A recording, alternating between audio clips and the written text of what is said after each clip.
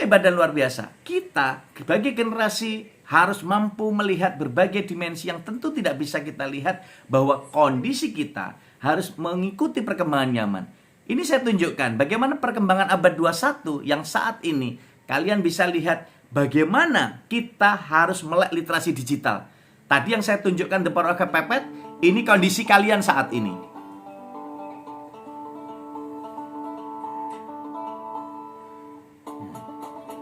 Pembelajaran kalian sekarang sudah seperti ini dibandingkan Pak Romadi kala itu.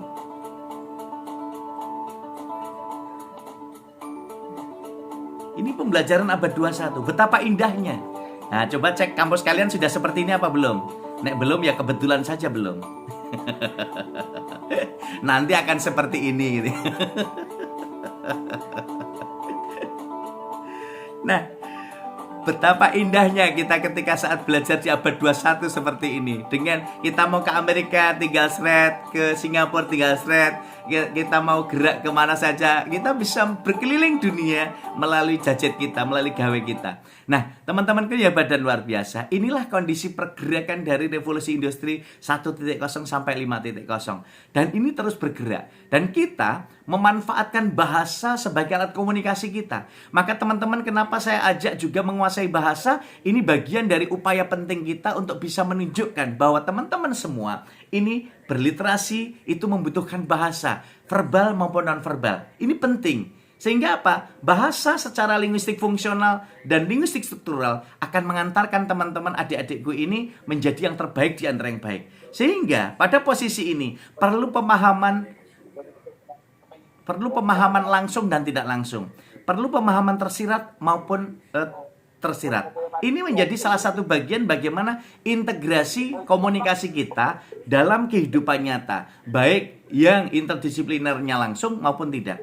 Karena apa? Konteks inilah teman-teman membutuhkan penguasaan literasi digital yang nantinya kita bisa lihat bagaimana bahasa mampu membuka ruang literasi kita.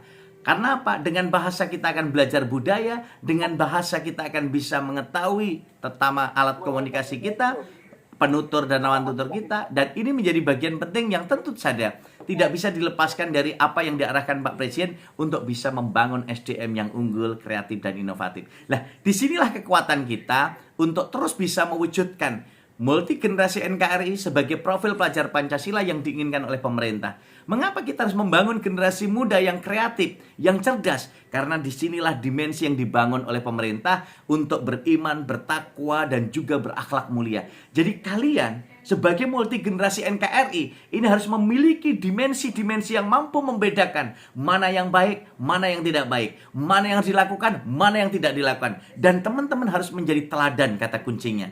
Teman-teman selalu menuntut, tapi kadangkala tidak pernah mau melihat dirinya. Apakah saya sudah seperti yang saya katakan? Apakah saya sudah menjadi teladan? Saya selalu katakan, memberi teladan mudah, tapi menjadi teladan tidak semudah yang kita bayangkan. Menjadi contoh tidak semudah yang kita bayangkan ketika kita memberikan contoh. Maka disinilah profil pelajar Pancasila ini yang diinginkan dengan membangun SDM, generasi muda, cerdas dan kreatif, berbasis literasi. Outputnya adalah membangun profil pelajar Pancasila di abad 21. Mandiri, bernalar kritis, kreatif, bergotong royong, berkebinekaan global. Ini yang diinginkan oleh pemerintah. Kita diharapkan menjadi yang seperti ini. Dengan demikian, adik-adikku yang hebat dan luar biasa, sesuai kesepakatan Forum Ekonomi Dunia tahun 2015, bahwa generasi abad 21 wajib menguasai Formula 4C dan 6 literasi dasar. Ini kekuatan kita. Karena apa? Dimensi inilah yang akan memperkuat kompetensi hard skill dan soft skill kita. Dan dimensi inilah yang akhirnya pemerintah membuka ruang seluas-luasnya.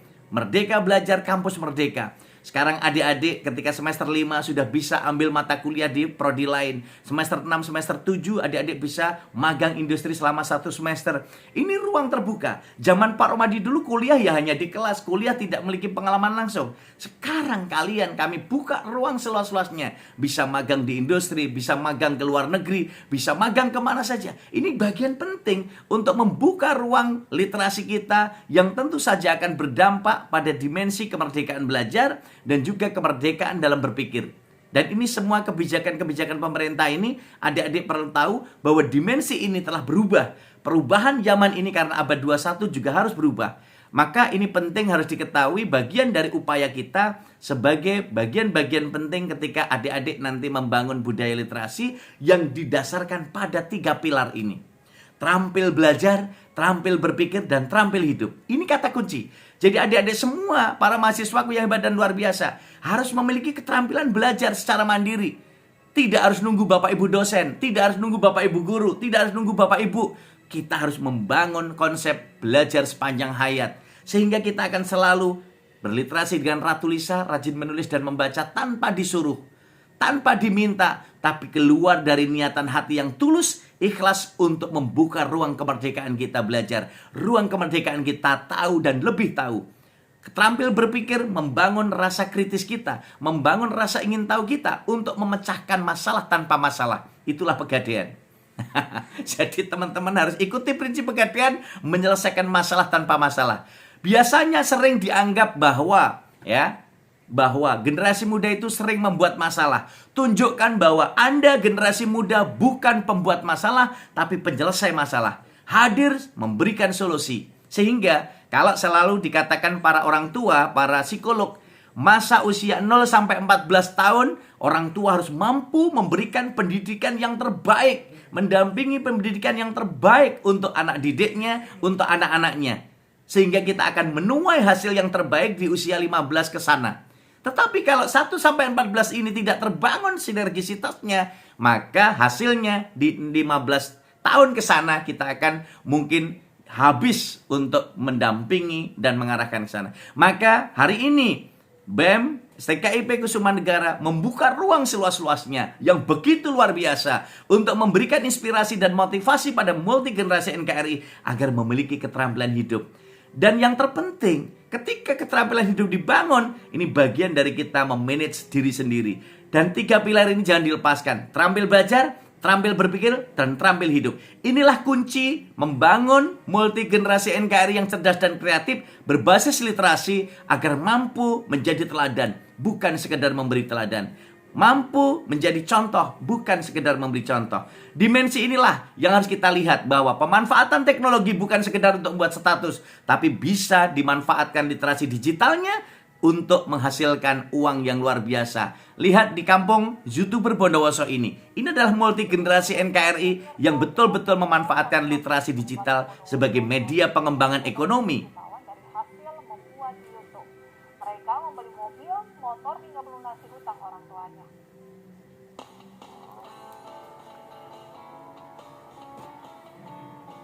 Beginilah suasana Dusun Posong, Desa Tapen, Kecamatan Tapen, Kabupaten Bondowoso, Jawa Timur. Sekilas hampir sama dengan dusun lainnya. Namun yang membedakan Dusun Posong dengan dusun lainnya adalah keberadaan mobil dan motor keluaran terbaru. Kendaraan mewah ini diketahui milik para pemuda dusun. Mereka sukses membeli barang mahal dari hasil sebagai YouTuber. Ya, sejak beberapa bulan terakhir, para pemuda Dusun Posong berubah menjadi jutawan. Padahal sebelumnya mereka dikenal sebagai pemuda pengangguran. Tak hanya membeli kendaraan mewah, beberapa pemuda pun mampu melunasi hutang orang tuanya. Pertama, berhasil membahagiakan orang tua, terus melunasi semua hutang orang tua, dan juga bisa beli mobil, motor, dan juga alhamdulillah bisa buat rumah. Luar biasa. Ini karena memiliki hard skill dan soft skill yang terimbang. Kalau multi generasi NKRI kita betul-betul mampu hadir memberikan solusi seperti ini. Mereka tadinya pengangguran, mereka tadinya tenaga proyek, tapi mampu menjadi miliarder, menjadi jutawan, yang tentu ini semua bagian dari penguasaan literasi digital. Dan ini harus diarahkan sehingga teman-teman semua memiliki hard skill dan soft skill untuk bisa membuka ruang kompetensi literasi ini. Maka disinilah kekuatan kita. Apalagi adik-adik ini semua kuliah. Jadi jangan kalah dengan mereka yang tidak kuliah. Kita harus mampu membedakan diri kita lebih dari mereka. Dan kita harus bersama mereka mendampingi untuk bisa bersama-sama. Jadi jangan jadikan kompetisi ini sebagai lawan, tapi jadikan kompetisi ini sebagai kawan.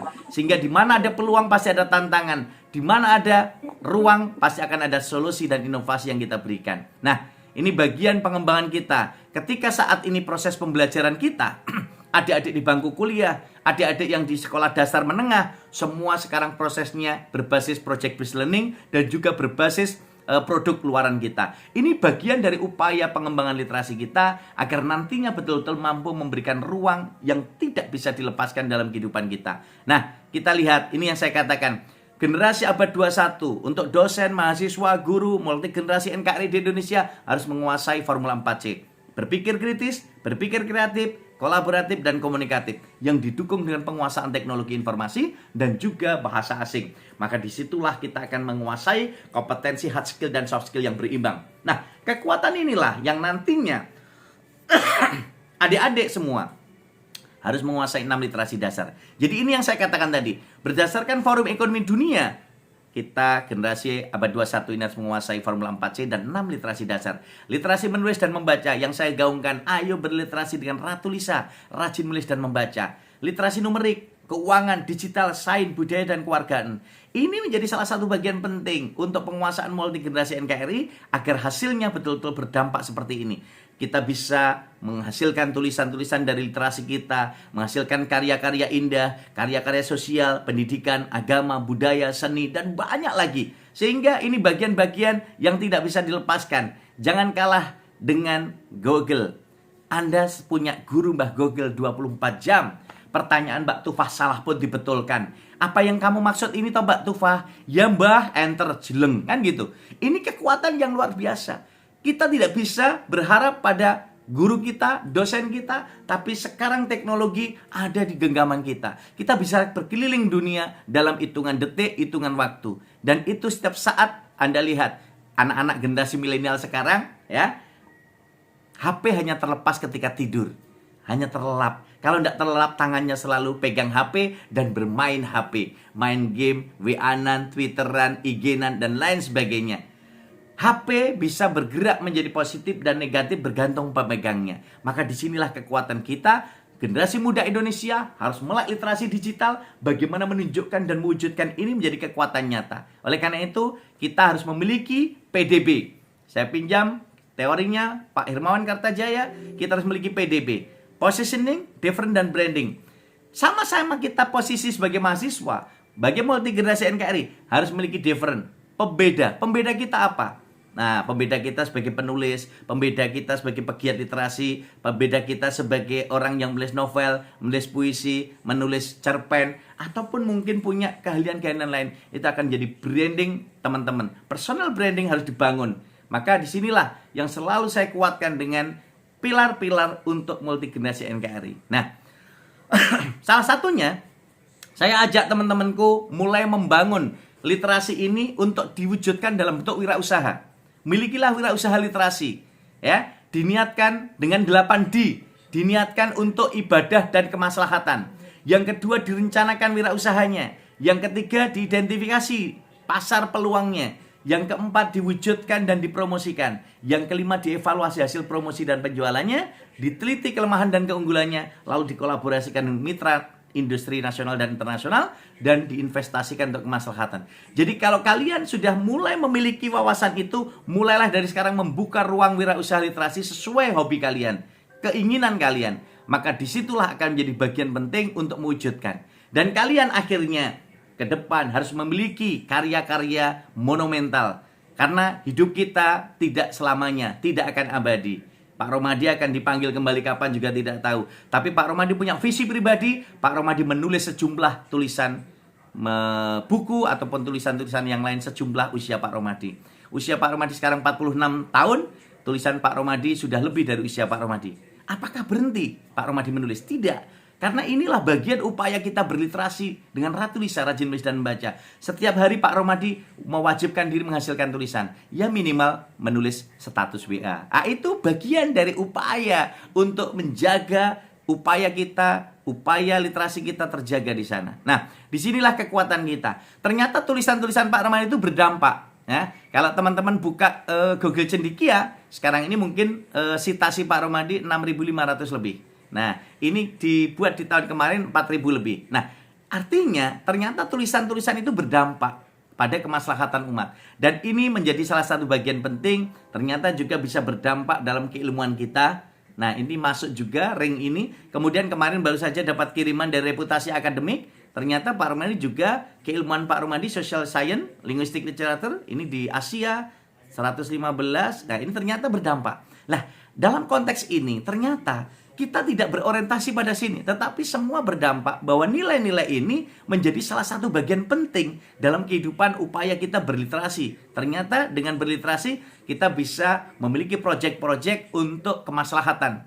Ini saya membangun taman baca untuk masyarakat, saya membangun taman literasi, saya mengembangkan dengan UMKM, kemudian saya membangun perpustakaan alam. Saya setiap hari menulis di media cetak, media online, kemudian channel YouTube M. Rohmadi Ratulisa untuk hiburan, ya tetap jalan. Inilah bagian-bagian kita hidup agar bikin hidup lebih hidup. Jadi untuk hidup dan bahagia itu sederhana ketika kita bisa tersenyum 228 ya. Nah, integrasi antara offline dan online di dunia saat ini penting karena teman-teman bisa sadar sekarang ini kuliah juga kadang daring, kadang luring. Ini harus menjadi bagian terpenting dalam kehidupan kita ya. Semangat inilah yang kita bangun. Maka lakukanlah upaya untuk mendukung ini dengan jelajah literasi digital. Dengan kita berjelajah HP kita, bisa ke Kemendikbud, ke Perpusnas, ke arvusratulisa.id, Badan Bahasa, GLN. Ini semua bagian dari upaya kita untuk membuka ruang multigenerasi NKRI. Sehingga hidup kita berikan untuk kemaslahatan karena tidak ada yang sempurna.